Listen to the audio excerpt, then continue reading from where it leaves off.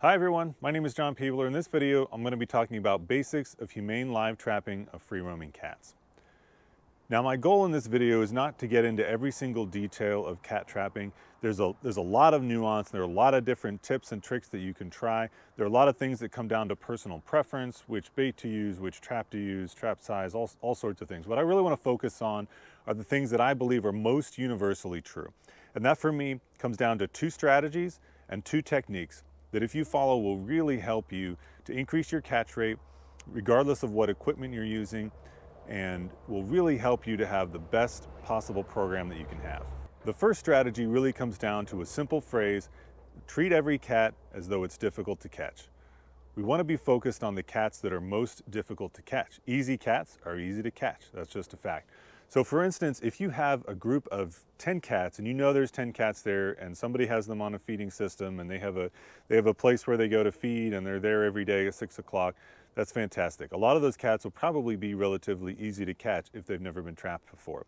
But we also need to assume that a couple of them might not be as willing to go into traps for whatever reason. Maybe they don't like the size of trap or the placement of trap. We want to assume that some of them are going to be more difficult to catch. We also want to assume that there are more cats than what we know about.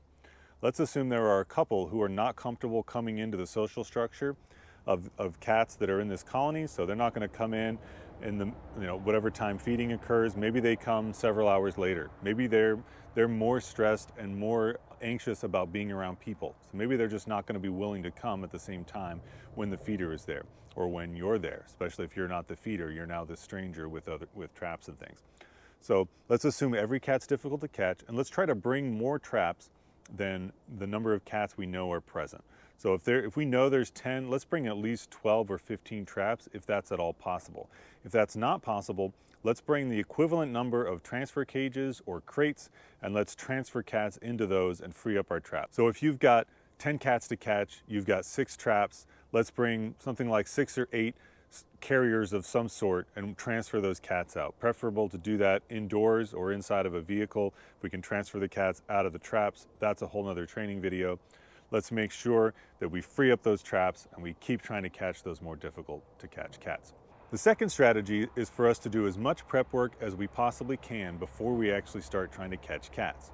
So that comes down to things like getting cats on a feeding schedule to make sure they're present at the same time of day and they're eating the thing that we want them to eat, or that we're trapping with the thing that they normally eat. In the aforementioned case, they were already on a feeding schedule. Let's bring traps in advance and wire them open and set those up as feeding stations. Let's let cats come in and out without consequence. The only thing that happens when they step into a trap is good. They get free food. I'm going to do a whole video just on how to do more prep work for colonies.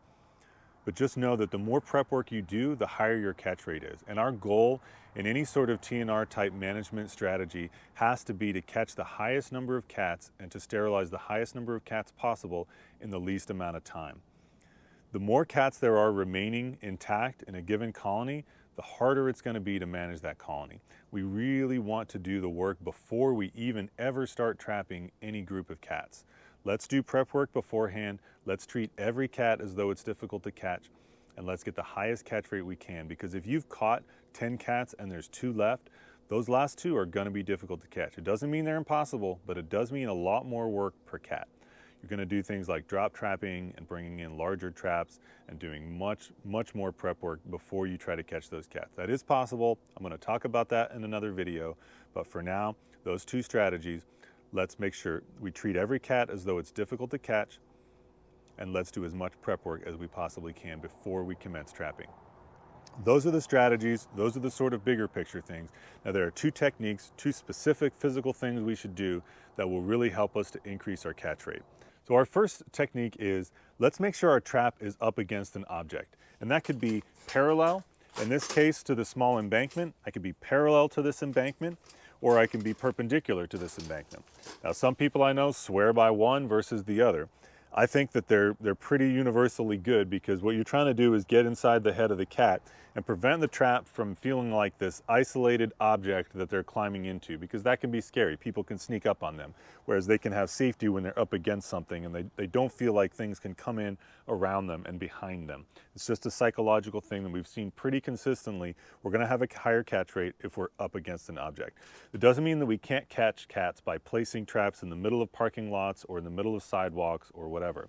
We can, but again, trying to catch those more difficult cats, trying to get the highest volume of cats. So even if we were going to do a mix of open space and, let's say, traps up against objects, I would do the traps that are up against objects and around the periphery first. So behind the buildings, in the tree line, next to the vehicle tires or under the vehicles, wherever makes sense. Be careful putting them around vehicles, just to be clear. But let's do those periphery things first, and then we can throw some traps out in the middle and catch some easy cats and maybe get those into a vehicle or into the clinic more quickly, clear those cats out. Let's create another quiet environment for the cats to now work the traps and get caught. So technique 1, trap up against an object. Technique 2, the trap must be stable. This is the single biggest thing I see messed up with anybody. We've got to make sure that our trap is stable. If it rocks at all, no cat in its right mind is going to go into that. As soon as they step in and the trap moves, you have to imagine if you're inside of a cage, that whole cage moves. It's like the whole world just moved. It's like stepping onto a ship in movement. That's not going to be good. Most cats are going to flee the scene. So we don't want that. We want stability, and there are a few ways to achieve stability. First, if the ground is simply flat and stable, that's great. That isn't really that common when we're out trapping cats. But even just around me right here, I've got this really rough, nasty asphalt that would be really challenging to find a place where I could get the trap stable. I've got this nice smooth concrete, that's great. I could definitely set a trap there and I could catch a lot of cats there. But I'm more likely to catch cats here, and I'm most likely to catch cats when I have a nice, let's say, homogeneous surface on the bottom of the floor, something that is consistent. I prefer dirt or sand as being just simply the best thing you can put in. Some people like to put like newspaper or cardboard or bedding, something like that. And I think there are times when that's definitely the most appropriate thing. I don't think that it's necessary for every single one, and I do think that sometimes it can be off-putting to cats to have something that's crinkly or just a surface that they're not accustomed to walking on. They're very accustomed to walking on dirt, so that's something that it just is the least aversive substance we can put on the floor. So we're going to want something nice and smooth. So I've already pre-positioned some nice fresh dirt right here. Don't be surprised if you have to bring dirt to where you're trapping, because some places the ground is just too rough and you can't even dig in it. That's the reality. Sometimes you need a bucket of dirt to bring with you. Definitely have a shovel, because you've got to do some prep work, because every trap has to be as level as it possibly can be, and that's both level and stable. So now I'm going to take the trap and I'm just going to dig it into the ground just a little bit. I've got a little stone here. I'm going to move out of the way. Get it nice and buried, nice and stable and level. That's a great set right there. I've got a little bit of floor exposed here, so I can just go in with my hand, move that dirt around, take a little dirt from the outside, whatever I need to do. If you do shovel dirt onto the trap, make sure you do it from the outside, not the inside. That way any rocks and stuff kind of get filtered out. So now I've got this nice dirt floor, and there are a couple of benefits to that. Number one, stability. That's the most important technique we're talking about here, making sure that the trap is completely stable. Number two, the sensation is the same, something they're used to and comfortable with. It's the same as what's outside, so they're stepping from dirt onto dirt. That's great. Not stepping on metal, that's better than stepping on metal. It's just less off-putting to the cat. And thirdly, really bonus, is that now I can see tracks. So if a cat walks in and out, I can see that progression happen. If they walk in and they don't trip the trap, now I can see that they went in halfway, or they stepped outside on this fresh dirt, but they didn't step in at all, which tells me that either I need a better bait, I need more bait, or maybe I need a different kind of trap. I need a round trap maybe, or a bigger trap. I get a bigger cat trap. I get into like a raccoon or even a coyote sized trap. There are all sorts of strategies I can use if I know that cats just aren't willing to walk into this trap.